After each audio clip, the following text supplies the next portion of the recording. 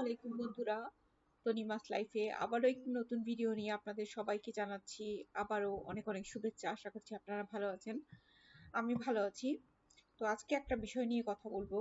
আমাকে একজন আপু ফোন করে জিজ্ঞাসা করছিলেন যে আমি যে বলি প্রতিদিন আমি একা একা মুভ করি, একা একা সব কাজ করি, তো সেই ক্ষেত্রে আমার কোনো বিপদ হয় কিনা বা আমার কোনো রাস্তায় সমস্যা হয় কিনা বা আমাকে এমন কোনো অপ্রীতিকর সিচুয়েশনে পড়তে হয়েছে কিনা। তো আমি আপুটাকে উত্তর দিয়েছিলাম এভাবে যে আসলে আমার কথা যদি আমি বলি এটা হবে হচ্ছে এক্সেপশন। কারণ আমি যেহেতু দীর্ঘ 9 বছর ধরে একা একা আমার মতো করে কাজ করছি এবং সব জায়গায় একা একা মুভ করছি, সেখানে এখনো পর্যন্ত আমার সাথে কোনো রকমের এরকম সিচুয়েশন ঘটেনি। তো এটা হতে পারে একটা এক্সেপশন। এখন এক্সেপশন হতে পারে বা আমার একটা বিশ্বাসও হতে পারে। তো এখন বিশ্বাসটা কি? আমি যখন বাসা থেকে বের হই তখন হচ্ছে আমি প্রতিদিন আয়াতুল কুরসি পড়ি। আর আমি বিশ্বাস করি যে আয়াতুল কুরসি পড়া মানেই হচ্ছে যেহেতু প্রোটেকশন নিজের জন্য ডেকে আনা, আর আমার প্রোটেকশন অবশ্যই আহ মহান আল্লাহ করবেন। ঠিক আছে, এখন এটা হচ্ছে আমার বিশ্বাস।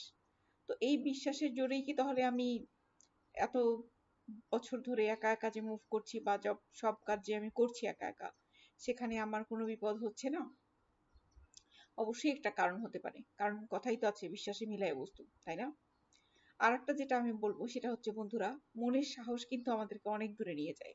যতই আমরা কঠিন রাস্তায় যাই না কেন, যতই কঠিন সিচুয়েশন আসুক না কেন জীবনে, সেখানে আপনি দেখবেন আপনার মনের সাহস, মনের বল হচ্ছে আপনাকে এমন কিছু অসাধ্য সাধন করাচ্ছে যেটা হচ্ছে আপনি ভাবতেও পারেননি যেটা আপনি কিভাবে করবেন। তো আপনাদের সবার কাছেই এটাই আমার রিকোয়েস্ট যে সিচুয়েশন যেটাই হোক না কেন, সাহসের সাথে মোকাবেলা করতে শিখুন, চ্যালেঞ্জ নিতে শিখুন। দেখবেন জীবনটা অনেক সুন্দর। এবং জীবনটা যখন সুন্দরভাবে আপনি দেখতে শুরু করবেন, আপনার দৃষ্টিভঙ্গি যখন চেঞ্জ করবেন, তখন দেখবেন আপনার জীবনেও অনেক অনেক চেঞ্জ চলে আসবে। তো আজকের মতো ভিডিওটা এখানেই শেষ করছি।